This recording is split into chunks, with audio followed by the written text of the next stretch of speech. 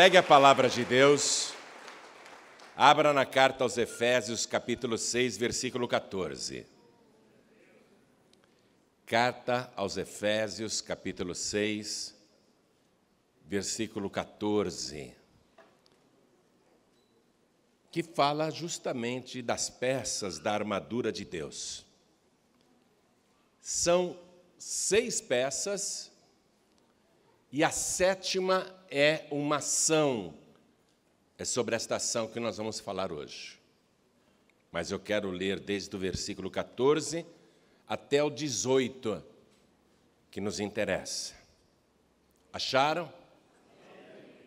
Está escrito o seguinte: Estai, pois, firmes, tendo cingidos os vossos lombos com a verdade, e vestida a couraça da justiça, e calçados os pés na preparação do evangelho da paz, tomando sobretudo o escudo da fé, com o qual podereis apagar todos os dardos inflamados do maligno. Tomai também o capacete da salvação e a espada do Espírito, que é a palavra de Deus. Versículo 18, preste atenção. Esta é a 7ª coisa, é a 7ª ação.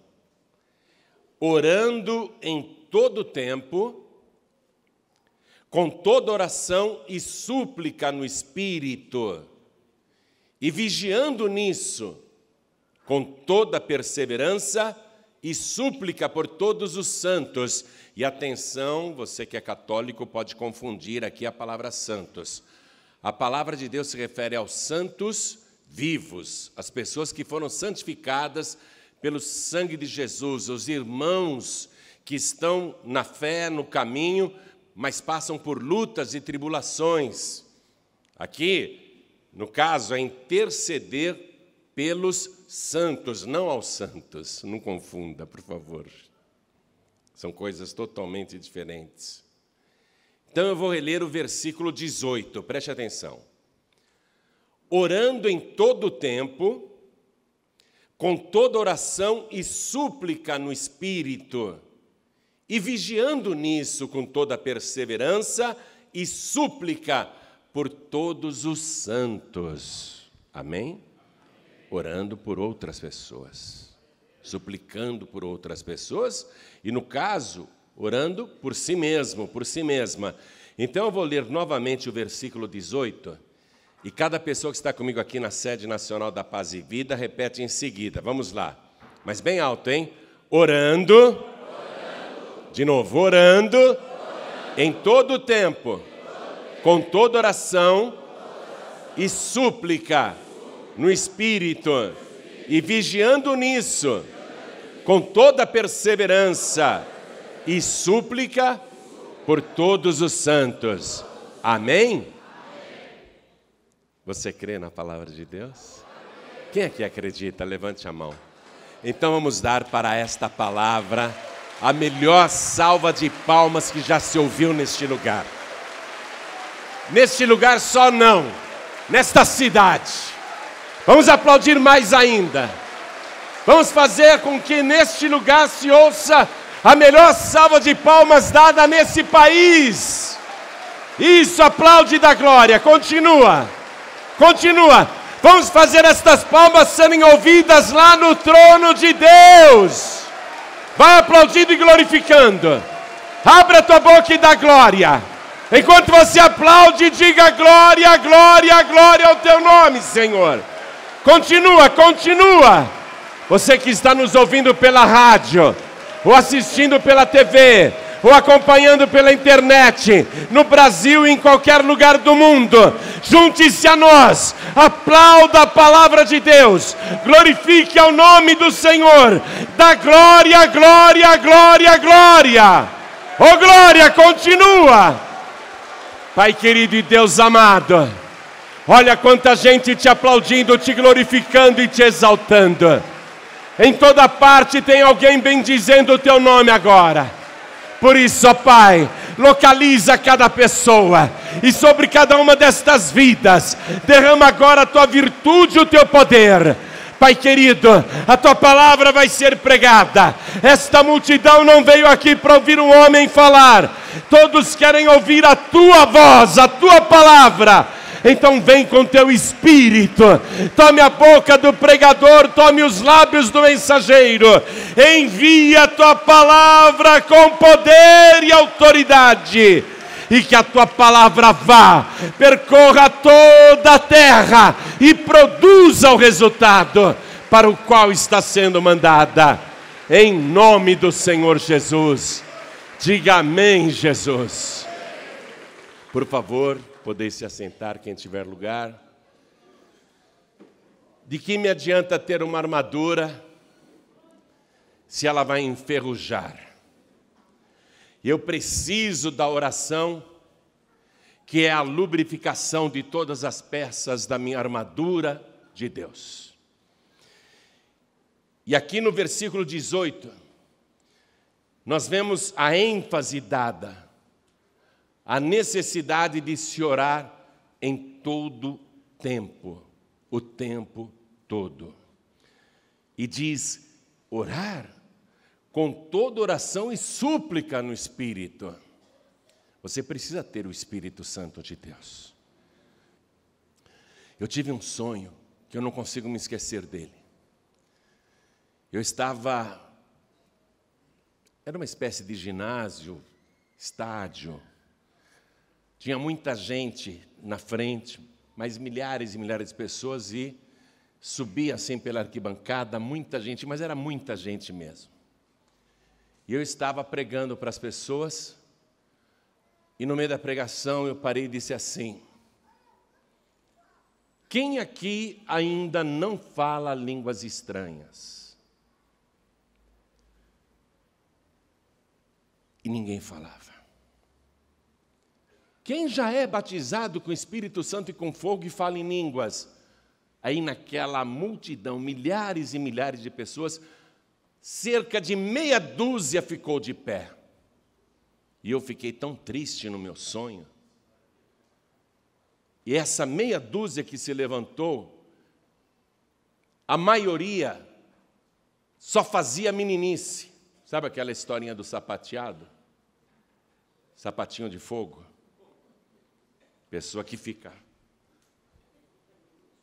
sapateando, requebrando, rebolando, uma postura que não tem nada a ver com o Espírito Santo, me perdoem.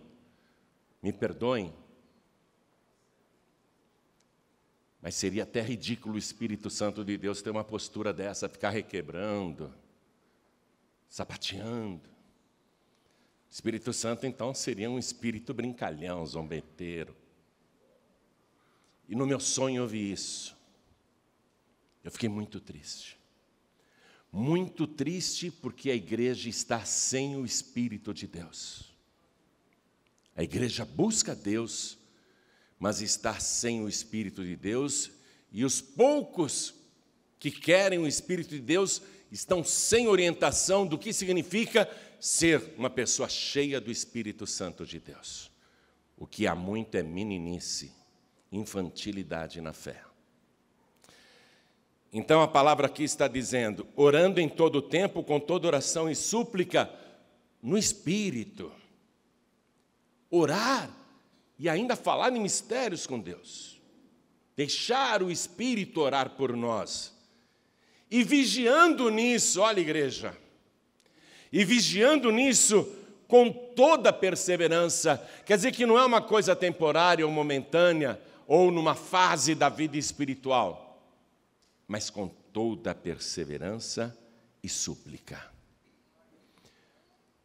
Não me adianta nada ter a armadura, me precaver, me proteger e não ter a oração, não entrar em ação através de súplicas na presença de Deus, através do Espírito de Deus. A igreja hoje está muito fria. Eu não estou falando apenas da Paz e Vida, eu estou falando da igreja de Cristo. E o Senhor Jesus tinha previsto que nos últimos dias, por se multiplicar a iniquidade, o amor de muitos iria esfriar. As igrejas estão esfriando, os cristãos estão esfriando. As pessoas não falam mais em línguas estranhas. As pessoas não buscam mais o batismo com o Espírito Santo e com fogo, porque através do Espírito Santo, através do batismo com o Espírito Santo e com fogo, você consegue fazer isto que a palavra está dizendo: orando em todo o tempo, com toda oração e súplica no Espírito. Então a oração precisa estar presente na nossa vida, mas com súplica no Espírito Santo. Porque caso contrário, eu vou orar e vou ficar repetindo palavras o tempo todo numa ladainha insuportável aos ouvidos de Deus.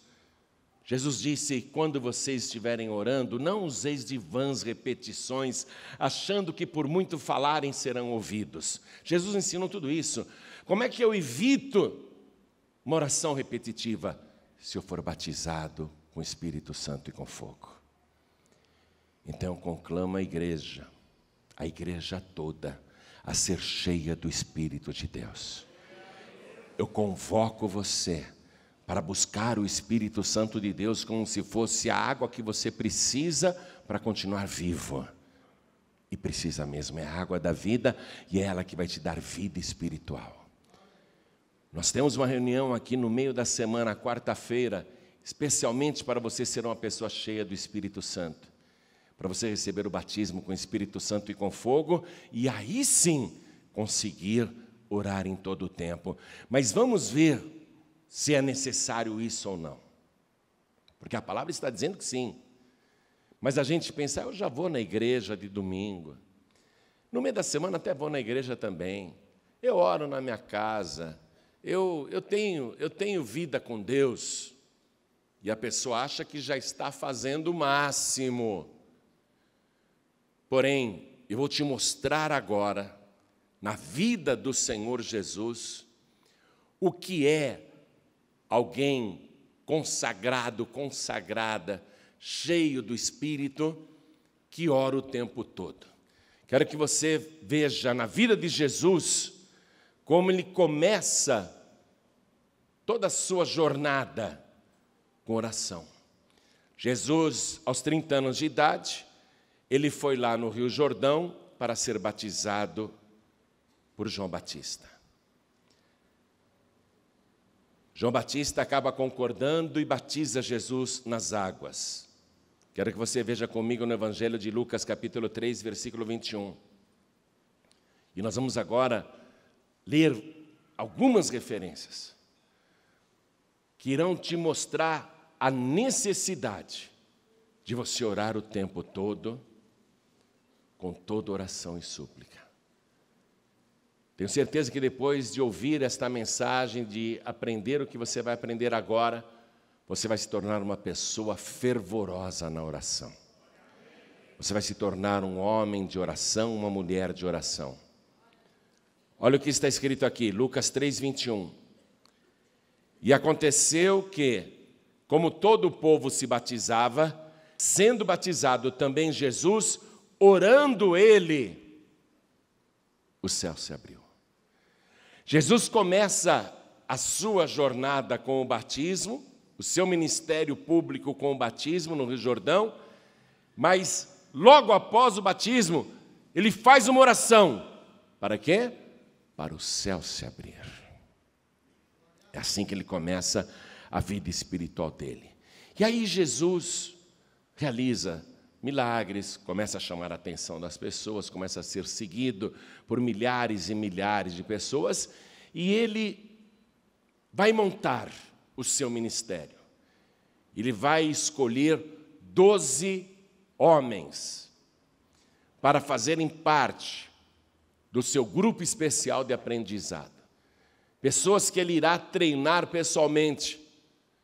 E ele, antes de escolher a esmo, de dizer você, olhe o que ele faz. Eu quero que aqui mesmo no Evangelho de Lucas, capítulo 6, você veja o versículo 12. E aconteceu que, naqueles dias, Jesus subiu ao monte a orar. E passou a noite em oração a Deus. Subiu ao monte para orar e passou a noite em oração a Deus. E quando já era dia, chamou a si os seus discípulos e escolheu 12 deles, a quem também deu o nome de apóstolos. Aí vem a relação dos apóstolos aqui. Esses apóstolos começam a seguir Jesus dia e noite e aprender com ele os segredos, os mistérios do reino. E Jesus Cristo realiza também muitos prodígios. A sua fama cresce e extrapola as fronteiras. Logo após ele ter feito a primeira multiplicação dos pães e peixes, as multidões estão eufóricas com Jesus. E o Senhor se retira em particular com os discípulos e pergunta para os discípulos uma coisa. Mas antes de fazer essa pergunta, ele foi orar. Aqui em Lucas ainda, capítulo 9, versículo 18. Lucas 9, versículo 18.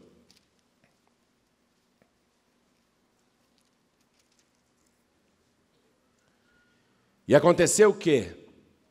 Estando ele orando em particular, veja, Jesus ia orar em particular.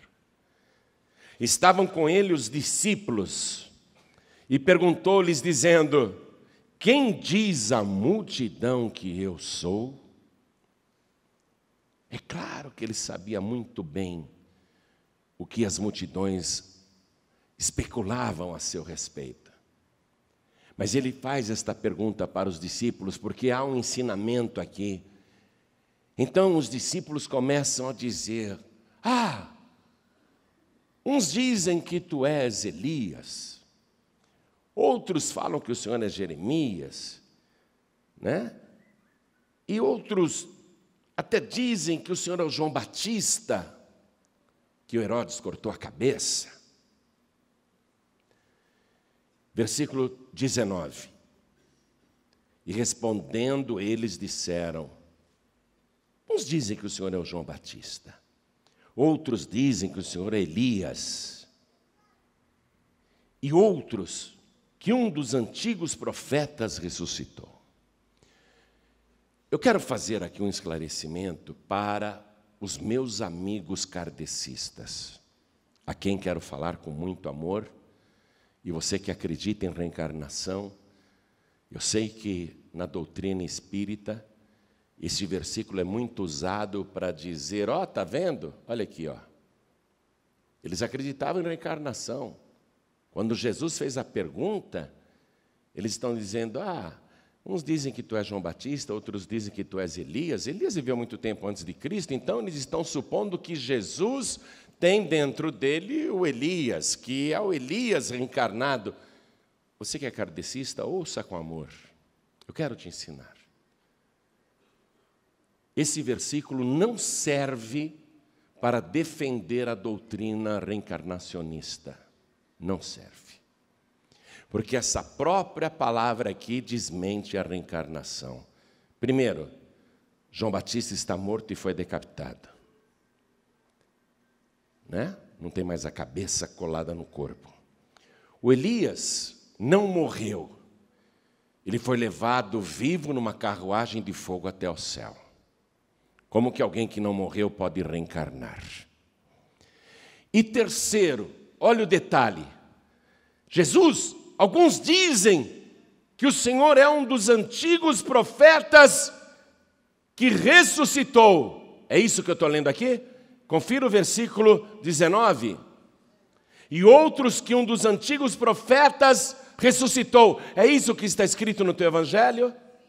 Eu gostaria que os kardecistas olhassem o evangelho, para conferirem se é isso que está escrito no evangelho. Ou se lá, em alguma versão, por acaso, está escrito: outros dizem que tu és um dos antigos profetas que reencarnou. Não se está falando em reencarnação. Está se falando em ressurreição. Preste atenção. Um dos antigos profetas que ressuscitou. Então, quando alguém vier com essa história, com esse versículo, não é? Então você já sabe se defender, já conhece a verdade. Jesus disse: conhecereis a verdade, e a verdade vos libertará. Versículo 20, Jesus pergunta para eles. É a segunda pergunta agora. Primeiro, o que os outros pensam a meu respeito? Eles não falaram tudo. Eles tiveram respeito por Jesus. O que os outros dizem a meu respeito? Ah, Senhor, quer saber mesmo? Uns falam que o Senhor é um samaritano, que o Senhor é um endemoniado, que o Senhor é um falso profeta, que o Senhor é um enganador. Eles tiveram respeito por Jesus. Falavam muita coisa de Jesus. Jesus, ele sabe que aqueles que não conhecem falam muita coisa, inventam muita coisa. Por isso que Jesus agora faz a segunda pergunta para quem o conhece.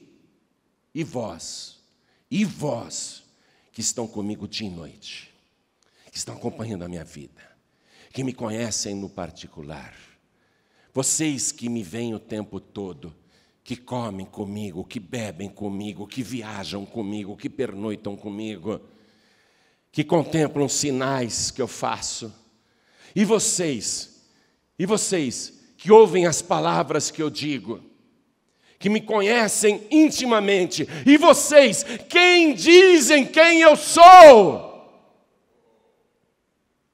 E aí Pedro estava muito à vontade, porque ele conhecia Jesus de conviver com ele. Aí Pedro disse: tu és o Cristo, o Filho do Deus vivo.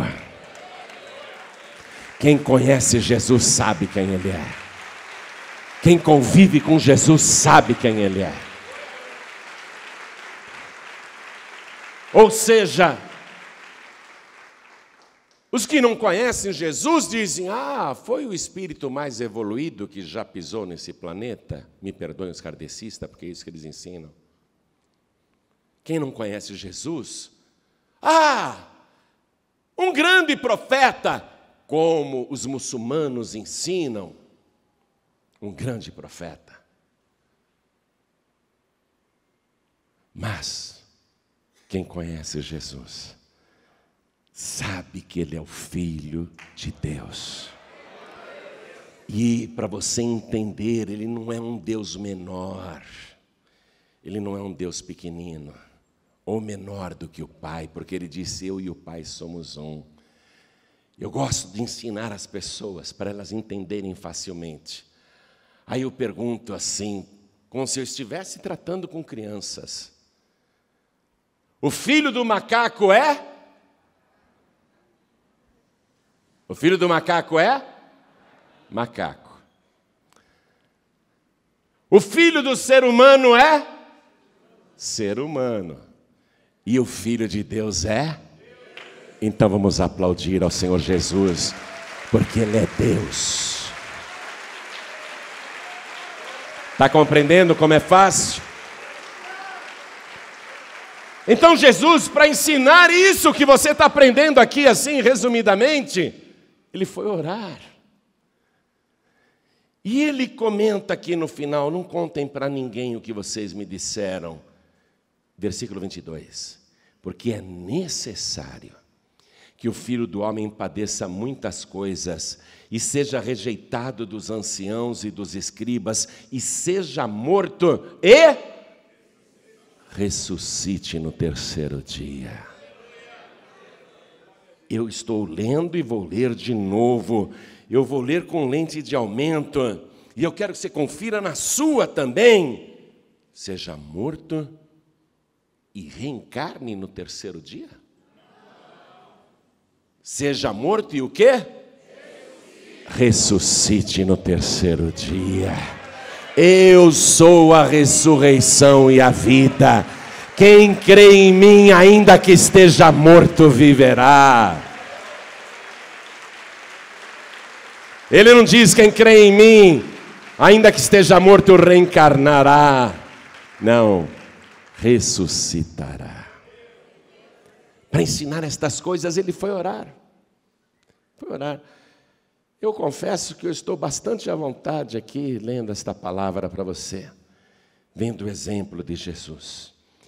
Um dia ele pegou os discípulos mais chegados, que eram justamente Pedro, Tiago e João, e falou: vamos orar. Vamos lá no monte orar. E era de noite, estava tudo escuro. Aí Jesus começou a orar e os discípulos pegaram no sono. Aqui mesmo em Lucas capítulo 9, versículo 29.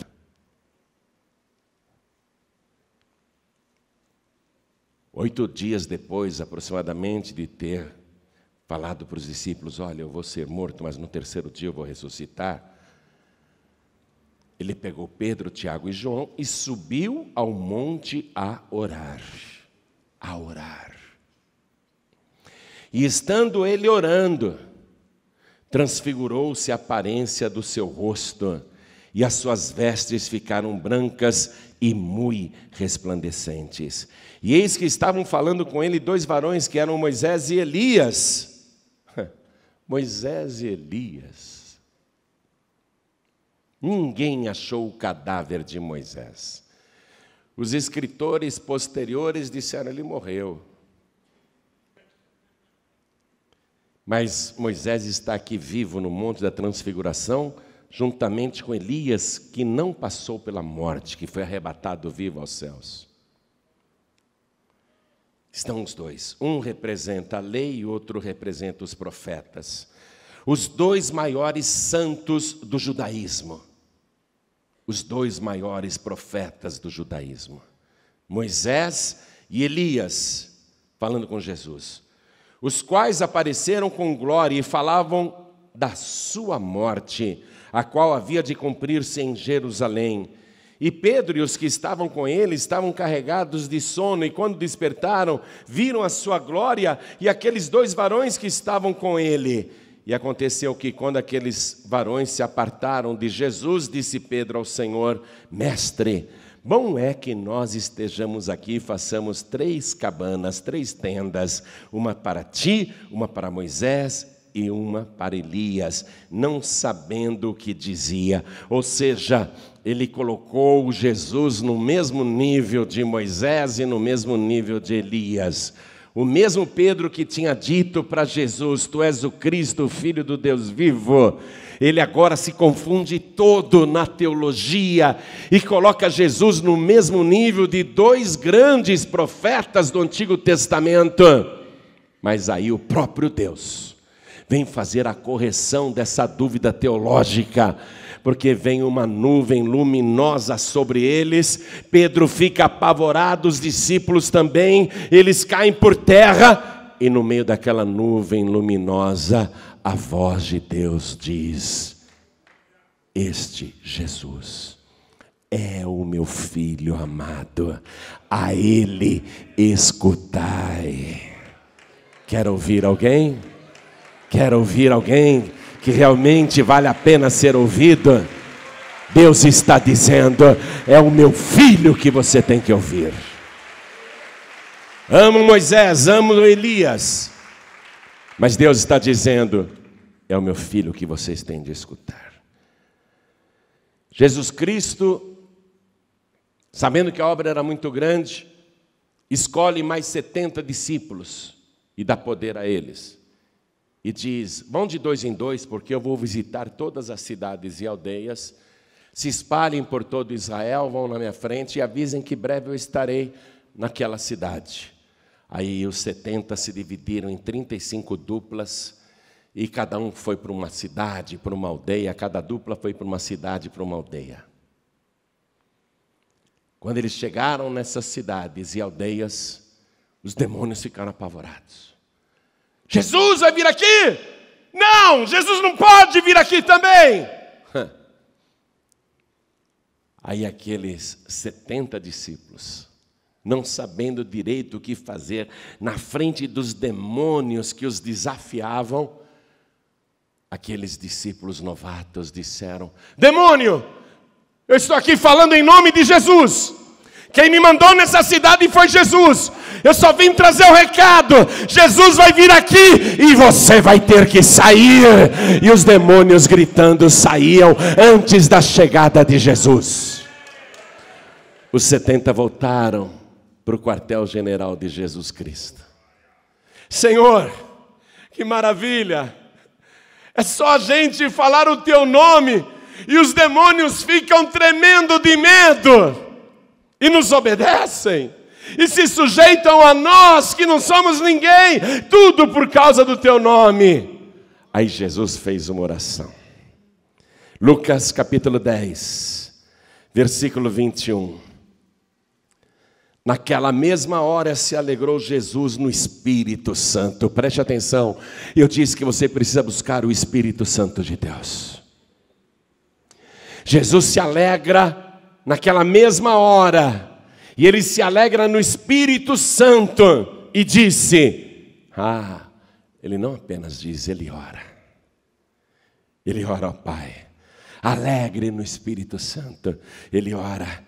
Graças te dou, ó Pai, Senhor do céu e da terra, porque escondeste essas coisas aos sábios e inteligentes e as revelaste às criancinhas. Assim é, ó Pai, porque assim te aprouve.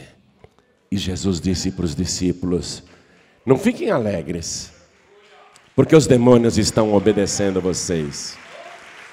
É legal você dá uma ordem para o demônio e ele sair correndo, mas Jesus disse, não se alegrem por causa disso, alegrai-vos antes, porque os vossos nomes estão escritos no livro da vida lá no céu.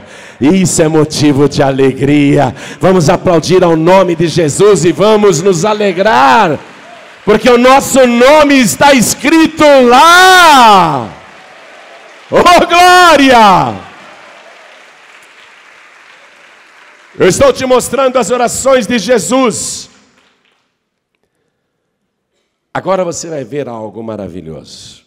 No Evangelho de João, capítulo 11, versículo 41, Jesus chegou atrasado 4 dias para um funeral. Não porque ele tivesse perdido a hora, mas porque ele se atrasou de propósito. Podia ter chegado a tempo de orar por Lázaro quando ele ainda estava vivo, padecendo da sua doença mortal. Jesus poderia curá-lo enquanto ele ainda não tinha morrido, mas Jesus deixou Lázaro morrer. Porque se Jesus só tivesse curado Lázaro doente, ia ser só mais um. Lázaro estava doente e Jesus foi lá e curou. A gente ia ler rapidinho assim. Mas Jesus, propositadamente, demora aonde está, deixa Lázaro morrer, e 4 dias depois que Lázaro está morto, ele chega no cemitério. Tem uma pedra enorme em frente ao sepulcro. O defunto está todo enrolado em panos, como se fosse uma múmia dentro da gruta. Porque era assim que sepultavam as pessoas naquela época. Enrolavam em panos, com especiarias, perfumes, e deixava ali dentro de uma caverna, com uma pedra redonda na entrada, e os familiares, periodicamente, quando tinham saudade, entravam ali, removendo a pedra, e perfumavam o cadáver e ficavam ali chorando. Era assim que funcionava. E Jesus chega no cemitério. Aquela pedra redonda e enorme está em frente ao sepulcro, a gruta, a caverna. Jesus para em frente ao sepulcro e diz, Marta, manda tirar essa pedra. E Marta diz, Senhor, já cheira mal. O defunto é de 4 dias. Jesus diz, tira a pedra. Eu não te disse que se tu creres, verás a glória de Deus? Aí, Marta manda tirar a pedra. Ela era a irmã mais velha, era a pessoa que tinha autoridade na família, era a dona do cadáver. Por favor, tirem a pedra, rolem a pedra. Rolaram a pedra. Aquele cheiro de podridão corpo decomposto, cheiro horrível. Jesus para em frente à entrada da caverna. E ele faz uma oração. Quero que você preste atenção nesta oração que ele fez, está lá no Evangelho de João, capítulo 11, versículo 41. Preste atenção nessa oração.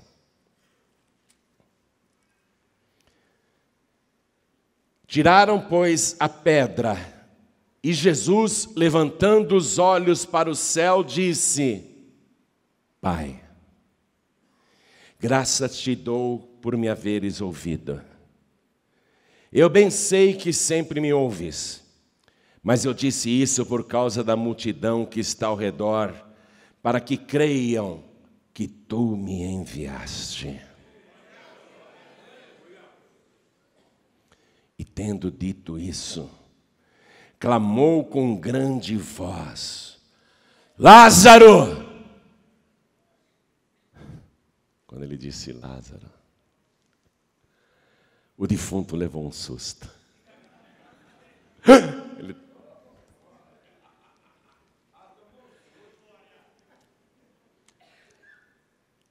estremeceu o cadáver. Inexplicavelmente, a sua pele, a sua carne foi sendo restaurada. O cérebro que estava morto há 4 dias foi sendo restaurado, os neurônios, as células nervosas. Os olhos que já estavam apodrecidos, comidos por vermes, começaram a ser restaurados. As narinas que já estavam comidas por vermes, elas foram restauradas. A boca, a garganta, a laringe, a faringe. E naquele processo instantâneo, todo o corpo de Lázaro apodrecido, o corpo foi restaurado à vida. E dentro daquele sepulcro, o defunto consegue se sentar. Pelas ataduras que estavam no rosto, ele consegue ver o clarão daquela gruta, o clarão da entrada da caverna. Que clarão é esse? Eu escutei uma voz, eu conheço essa voz, é a voz do meu amigo Jesus. Ele me mandou ir para fora. E ele vai andando com dificuldade na direção da entrada da caverna que tem aquela luz. Mas a verdadeira luz está depois da entrada. É a luz do mundo que é Jesus Cristo. E quando todos olham, lá está Lázaro ressuscitado de pé. Todos ficam cheios de temor. E Jesus, com toda a naturalidade: o que vocês estão olhando? Tirem a faixa dele, tirem as ataduras, deixem ele ir. E muitos creram em Jesus.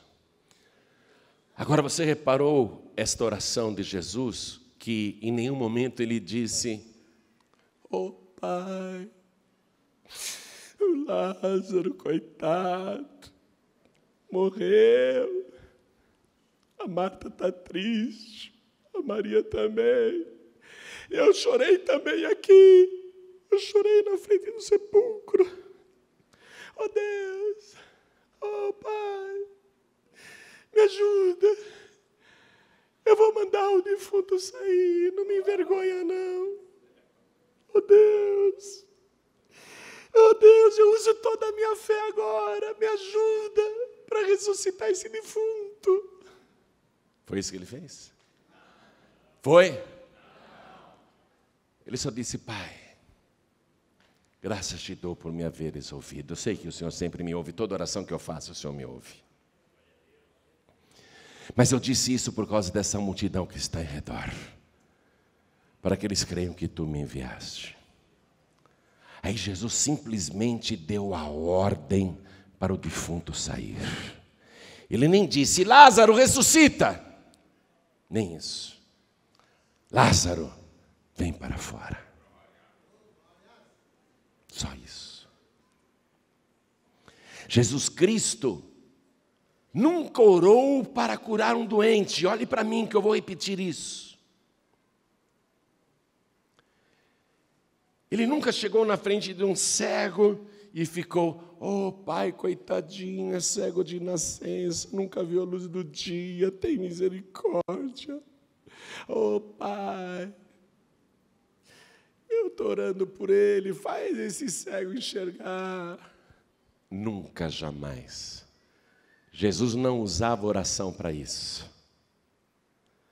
Ele simplesmente dizia: vê, a tua fé te salvou. Jesus Cristo nunca chegou na frente de um paralítico e ficou orando: pai, coitadinho, esse homem não consegue andar. Ou esse outro é paralítico de nascença, coitado, nunca andou. Ô pai, eu vou colocar minha mão, faz esse paralítico andar. Nunca. Ele olhava para o paralítico e dizia: levanta-te, toma a tua cama e anda. E o paralítico andava. Ele nunca orou para um leproso: oh pai, coitadinho, a pele dele toda podre, ele cheira mal, está coberto de feridas da cabeça até os pés, tem misericórdia, pai. Cura esse leproso, eu estou pondo a minha mão nele, estou tocando nele, cura. Não. Jesus nunca usou oração para curar um doente. Ele dizia para o leproso: eu quero que você fique limpo agora. E na mesma hora, a pele era restaurada. Jesus nunca ficou orando na frente de um endemoniado: oh pai, tira os demônios dele. Não, nunca ele fez isso para expulsar demônios. Demônio, sai dele agora e não volte nunca mais. Era assim que ele fazia. Jesus nunca usou oração para isso. Ele usava para fazer milagres, para fazer prodígios. Ele usava a sua autoridade, o seu poder. E essa autoridade ele passou para os discípulos. Evangelho de Mateus, capítulo 10, versículo 1. Mateus 10, versículo 1. E chamando os seus 12 discípulos, deu-lhes poder sobre os espíritos imundos, para os expulsarem e para curarem toda enfermidade e todo mal. Jesus pegou a autoridade dele e passou para os discípulos. E depois que ele morreu na cruz e ressuscitou, ele passou para todos os que creem nele esta mesma autoridade. Ele disse depois de ressuscitado: e esses sinais seguirão os que crerem, em meu nome expulsarão os demônios, falarão novas línguas, pegarão em serpentes, e se beberem alguma coisa mortífera não lhes fará dano algum, e colocarão as mãos sobre os enfermos e os curarão. O que ele transferiu?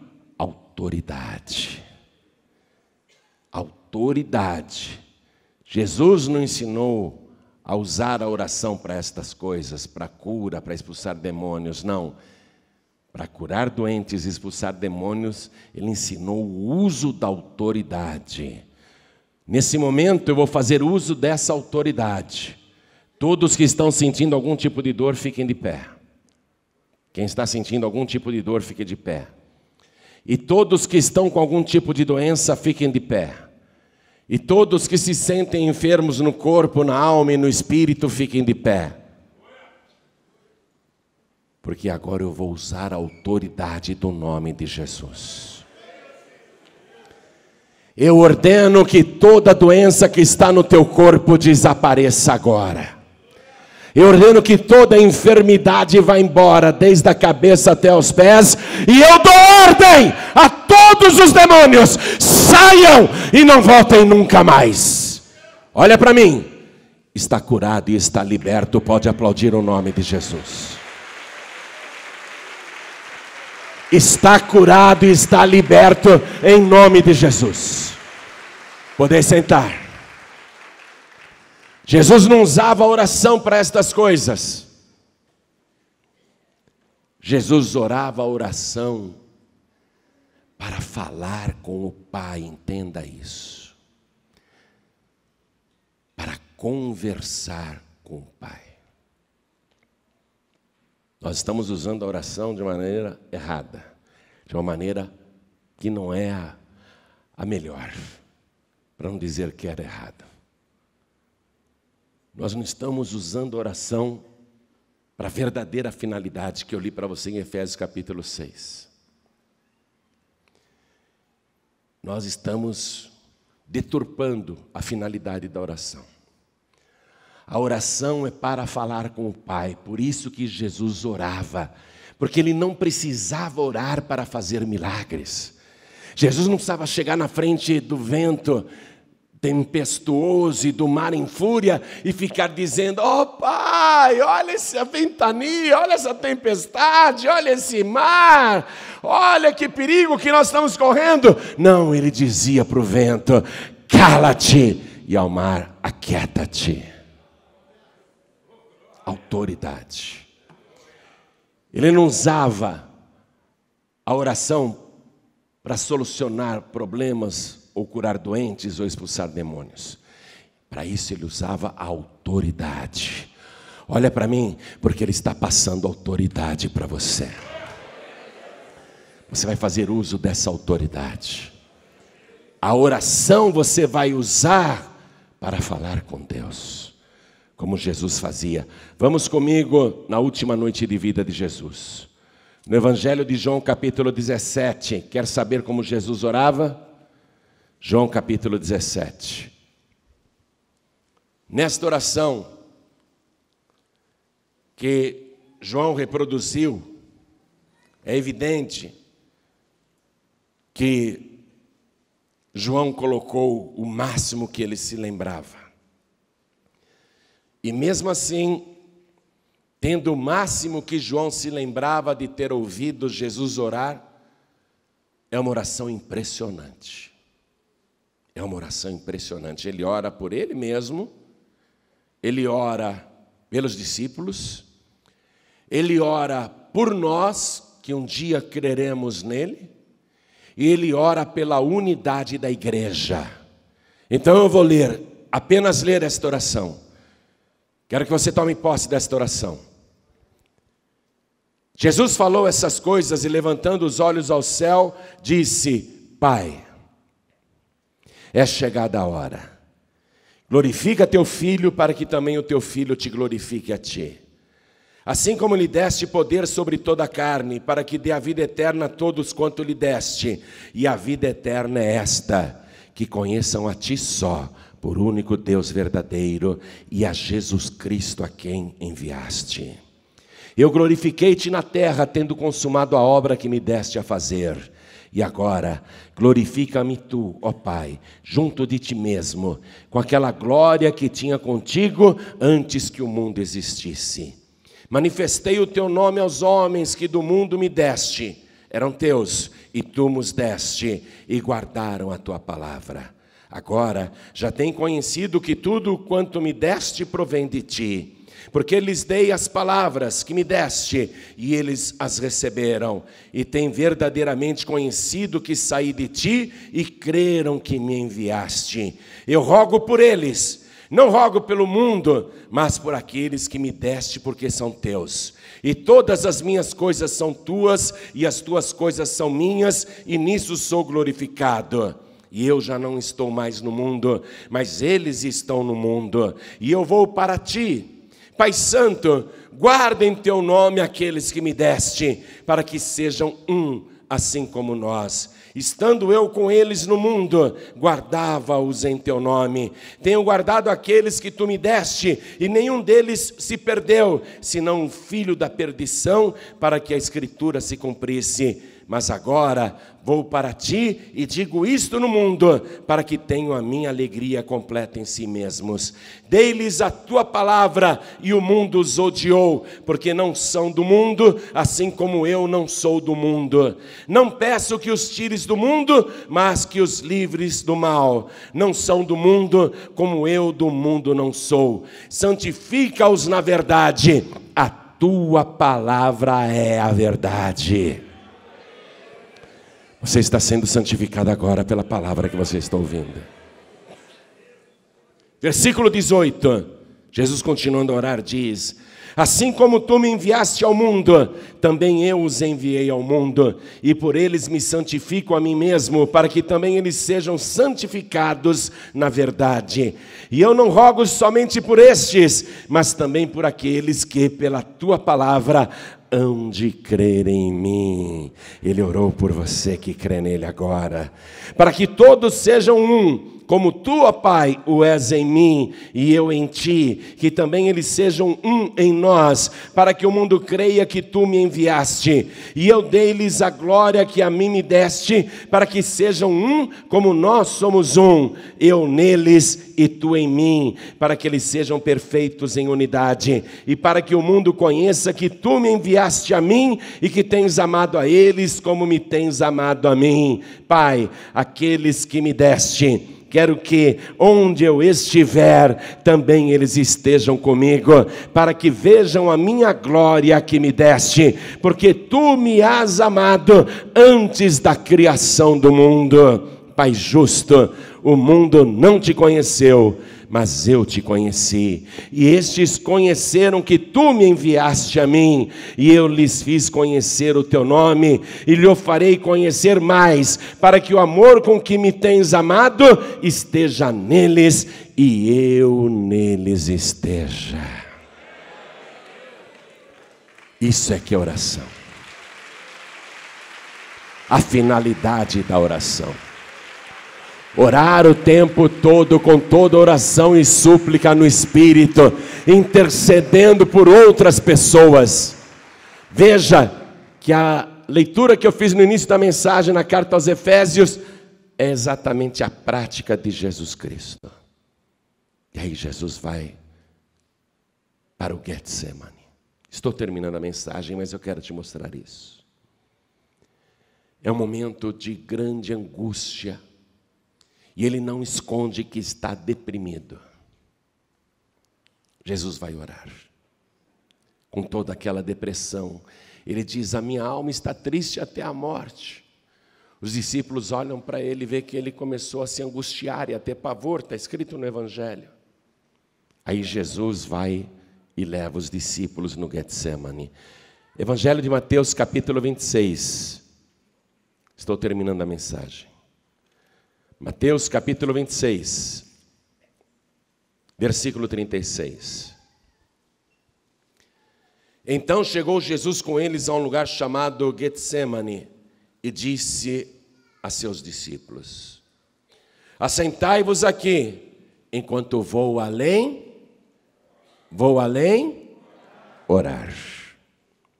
E levando consigo Pedro e os dois filhos de Zebedeu, quer dizer, Tiago e João, começou a entristecer-se e a angustiar-se muito. Então lhes disse: a minha alma está cheia de tristeza até a morte. Ficai aqui e vigiai comigo. E indo um pouco adiante, prostrou-se sobre o seu rosto, orando. Olha isso. Prostrou-se sobre o seu rosto, orando e dizendo: meu Pai, se é possível, passa de mim este cálice, todavia não seja como eu quero, mas como tu queres. A oração é para falar com o Pai. E voltando para os seus discípulos, achou-os adormecidos e disse a Pedro: então nenhuma hora pudeste vigiar comigo? Vigiai e orai, para que não entreis em tentação. Na verdade, o espírito está pronto, mas a carne é fraca. E indo segunda vez, orou dizendo: meu Pai, Se este cálice não pode passar de mim sem eu o beber, faça-se a tua vontade. E voltando, achou-os outra vez adormecidos, porque os seus olhos estavam carregados. E deixando-os de novo, foi orar pela terceira vez, dizendo as mesmas palavras. O Evangelho de Lucas diz que Deus manda um anjo para confortá-lo. Mateus não dá esse detalhe, porque não tem outro jeito. Não tem outro jeito. A oração foi ouvida, mas ele está pedindo para Deus, se for possível, livrá-lo da morte que se aproxima, aquela morte horrenda na cruz. Livrá-lo de todas as torturas que ele já viu antecipadamente. É possível, Pai. Tem outro jeito de me livrar de beber este cálice. Esse cálice tão amargo, esse fel. Tem outro jeito. A oração dele foi ouvida, mas não foi atendida.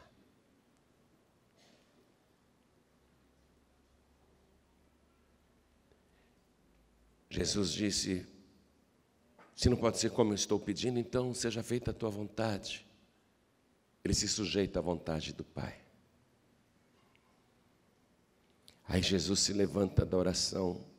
Ele está banhado já de sangue, porque Lucas nos dá o detalhe também que ele orando, seu suor se converteu em grandes gotas de sangue que escorriam até o chão.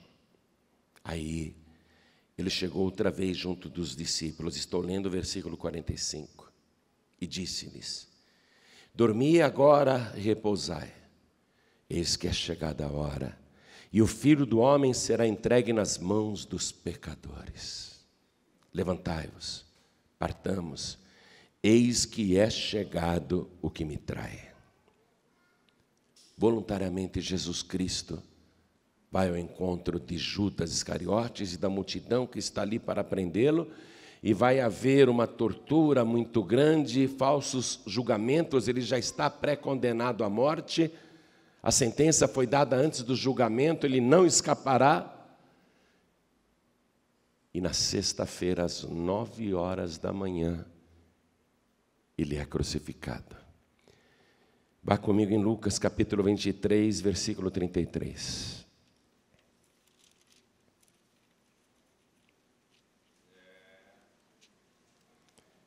E quando chegaram ao lugar chamado a Caveira, ali o crucificaram. E aos malfeitores, um à direita e outro à esquerda. Está morto, não? Condenado, não? Esse não tem mais jeito. Orar para quê? Orar para quê? Orar para quê? Já está na pior situação imaginável. Orar para quê? Mas Jesus ora, porque oração é para falar com o Pai. E mesmo pendurado no madeiro, ele ora: Pai, perdoa-lhes, porque não sabem o que fazem. Vida de oração. Oração em qualquer situação. Falar com o Pai em qualquer situação. E Jesus levou até o fim, o ministério da oração. A necessidade de falar com o Pai, de ter comunhão com o Pai através da oração. E antes de dar o último suspiro, está escrito no versículo 46. É perto das 15h já. Está desde as 9h da manhã vazando sangue.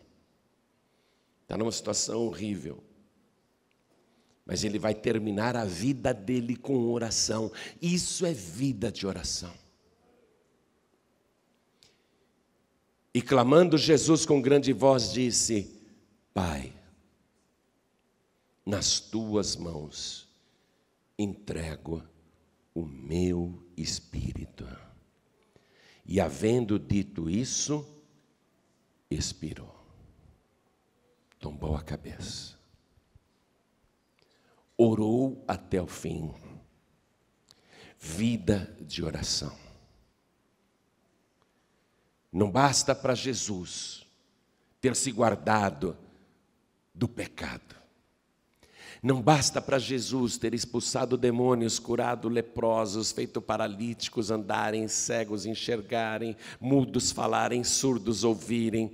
Não basta para Jesus transformar água em vinho, não basta para Jesus multiplicar pães e peixes 2 vezes, não basta para Jesus fazer pescas maravilhosas, não basta para Jesus acalmar tempestades, acalmar mares.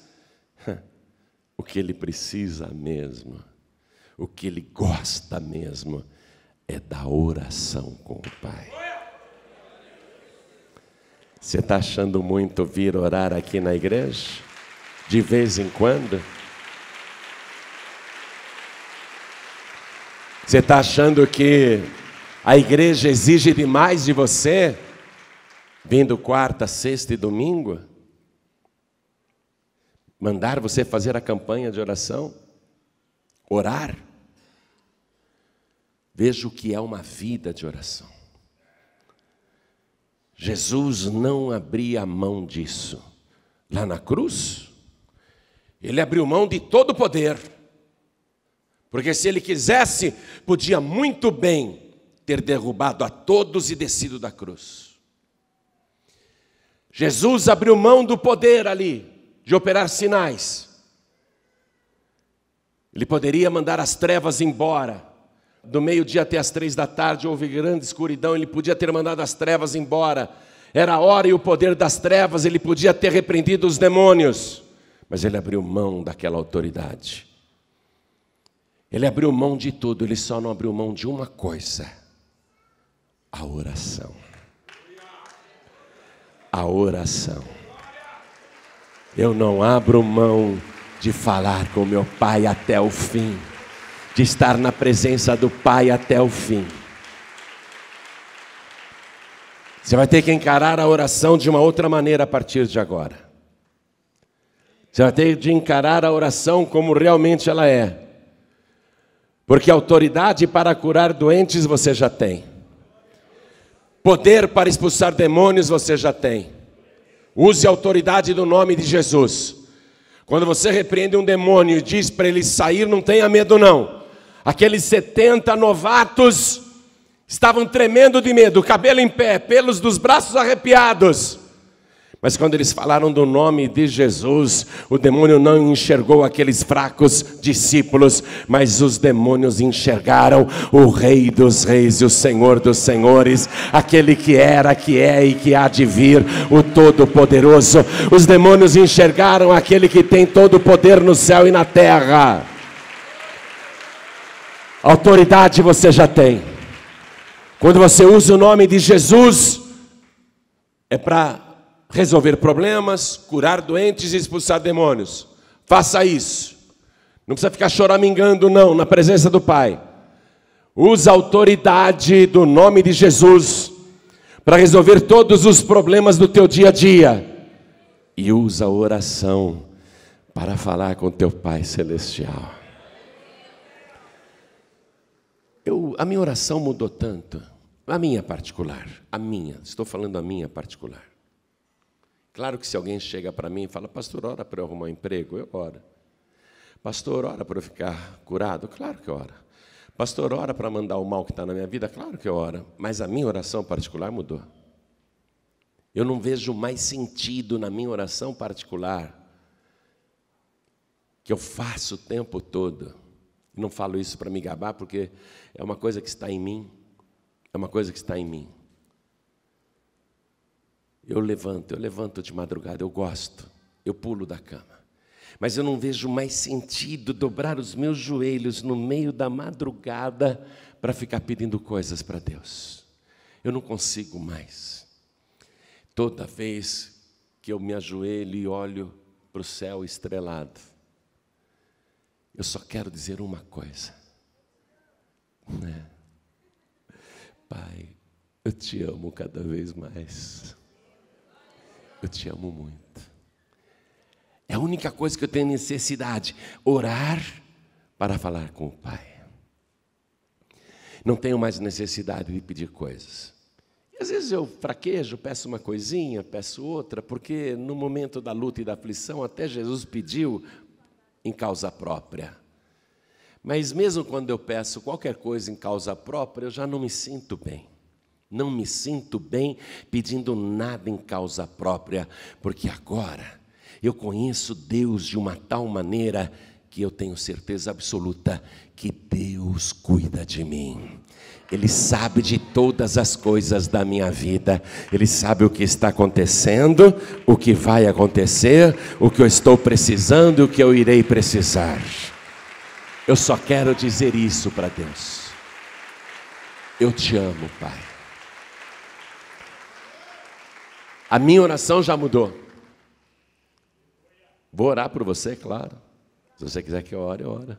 Sem dúvida. Mas a tua oração vai ter que mudar. Você não precisa ficar orando para resolver problema. Manda o problema ser resolvido e acabou. Você não tem que ficar orando, suplicando para os demônios pararem de te atormentarem.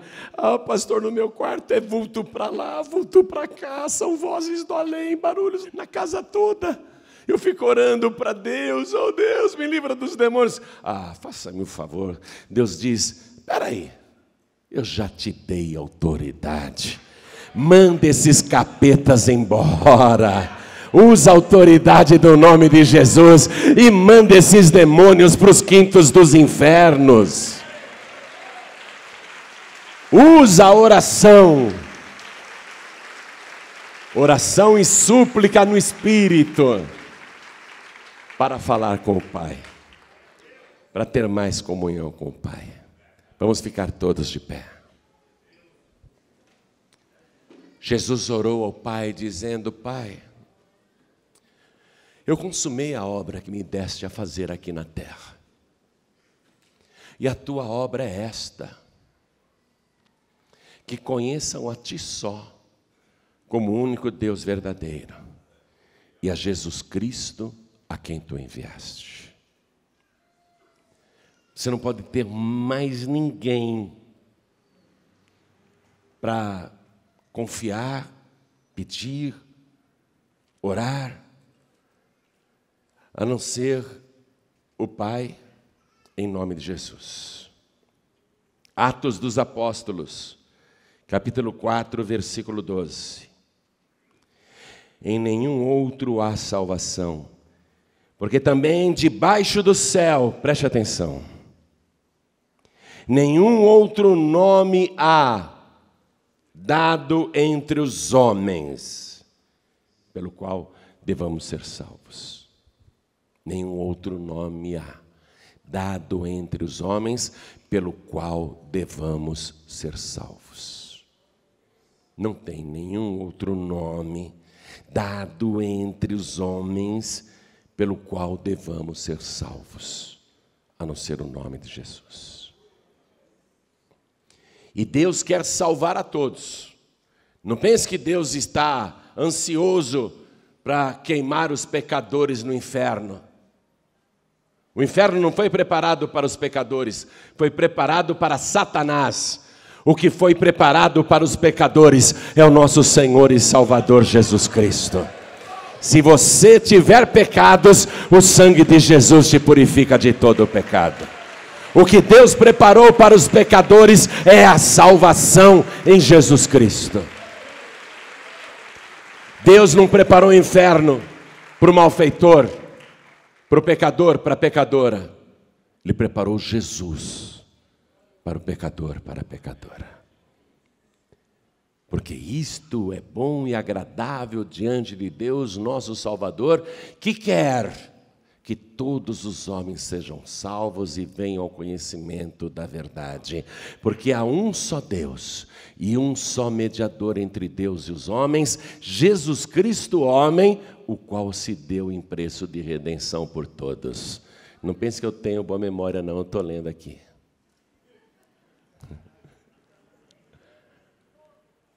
Só um salva. Só um salva. Só um salva. Não tem outro Salvador. Não há outro nome Não tem outro jeito. Jesus Cristo dedicou a vida dele por tua causa. Guardou-se do pecado por tua causa. Morreu por tua causa. E ressuscitou por tua causa. Ele subiu aos céus e disse: eu vou preparar-vos lugar. E depois que tudo estiver preparado, eu virei outra vez. Nós estamos vivendo essa época. A época que aguarda a segunda vinda de Jesus Cristo. Eu virei outra vez. E vos levarei para mim mesmo, para que onde eu estiver, estejais também. Ele orou lá, você viu o capítulo 17 de João? Pai, estes que tu me deste, eu quero que aonde eu estiver, eles estejam também, para que vejam a minha glória.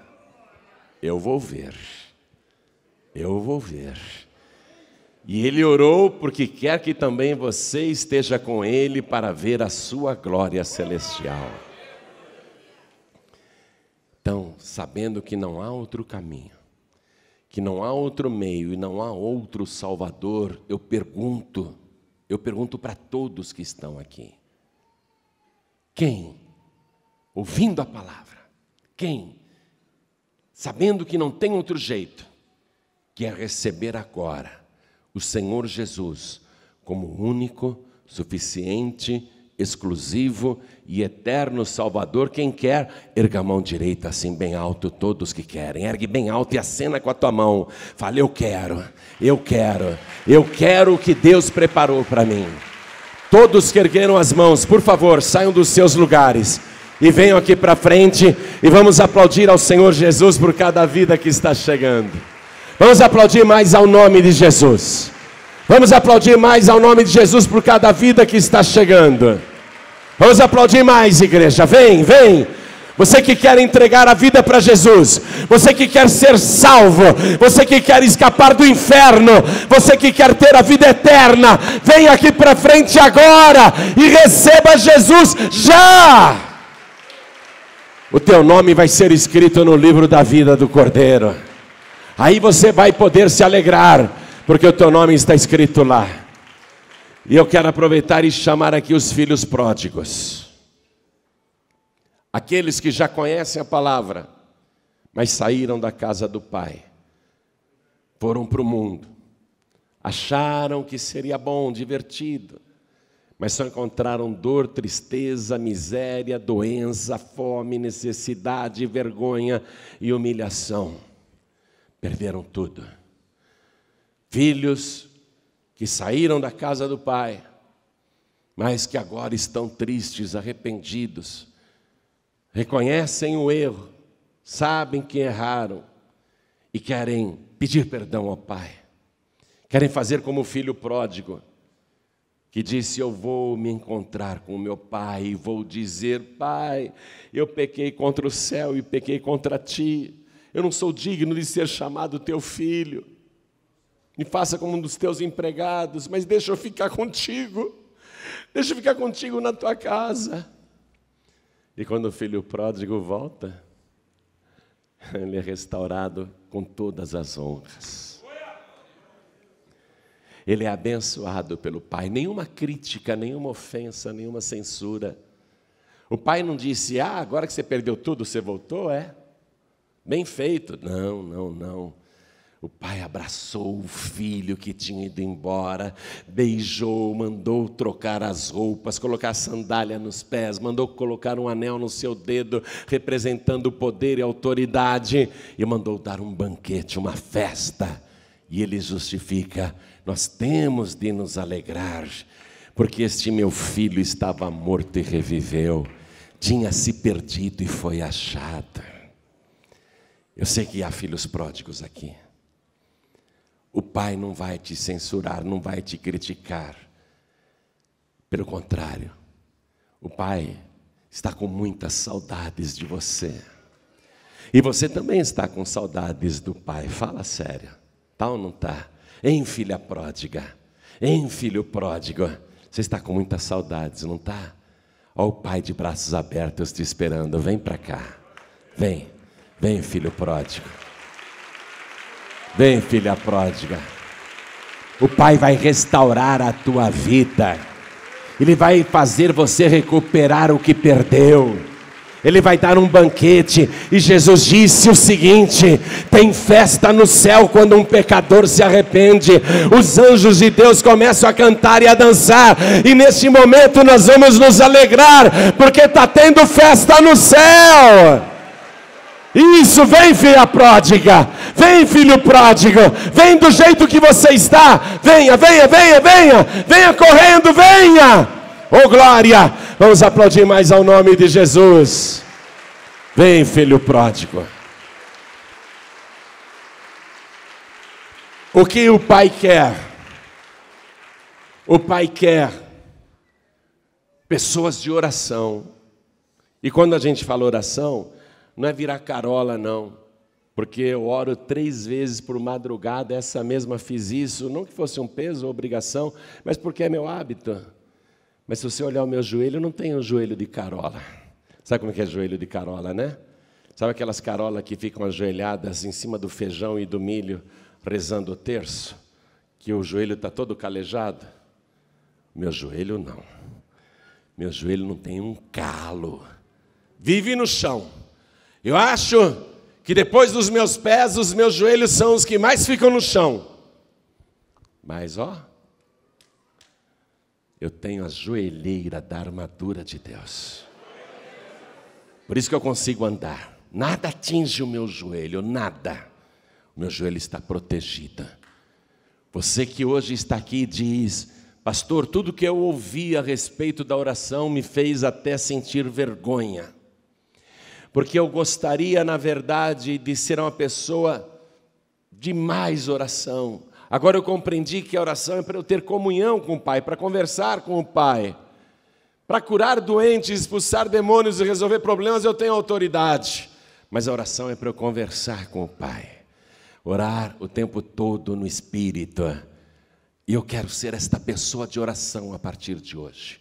Você que diz isso, a partir de hoje eu quero ser uma pessoa de oração, assim como Jesus era. Porque Jesus não orava o tempo todo para ter mais poder, porque Ele é o Todo-Poderoso.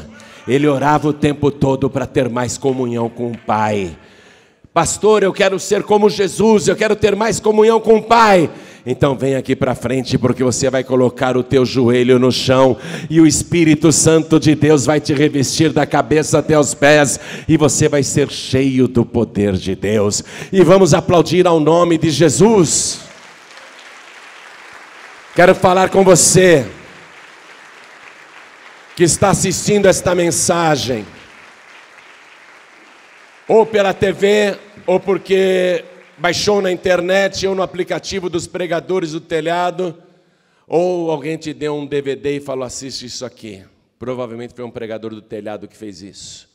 Quero perguntar para você: quer entregar a vida para Jesus? Quer fazer isso agora? Quer voltar para Jesus? Ajoelhe-se ao lado do teu televisor. Quero falar com você que está ouvindo a gente pela rádio. Deus falou contigo.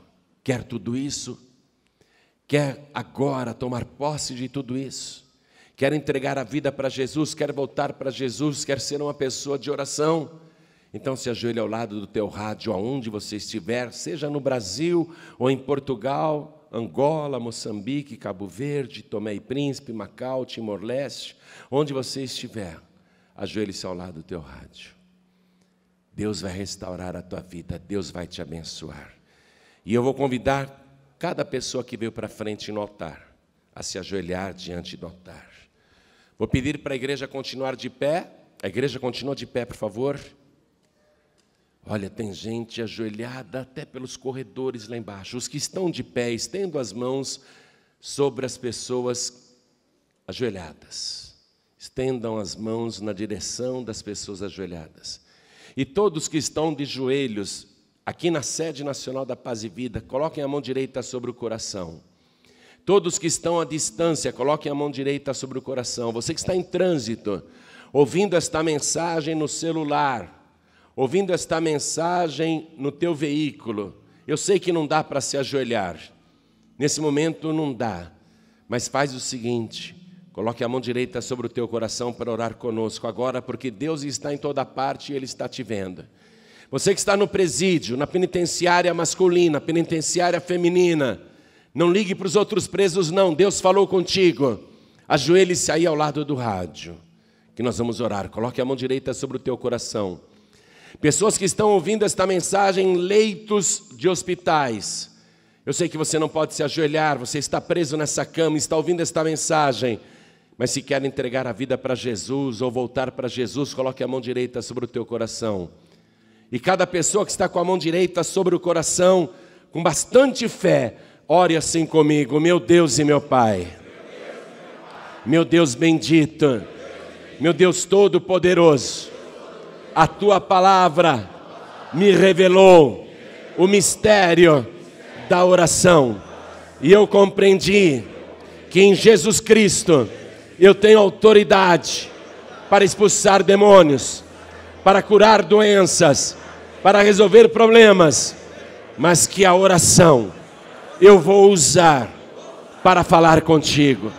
Por isso, meu Pai, eu te suplico agora, perdoa os meus pecados, apaga as minhas iniquidades, me purifica de toda transgressão e me dá agora, pelo sangue de Jesus, a alegria da minha salvação, a alegria de saber que o meu nome está escrito no céu, no livro da vida. Eu tenho, meu Deus, este direito, porque eu declaro que o Senhor Jesus é o meu único, suficiente, exclusivo e eterno Salvador para todos sempre. Amém.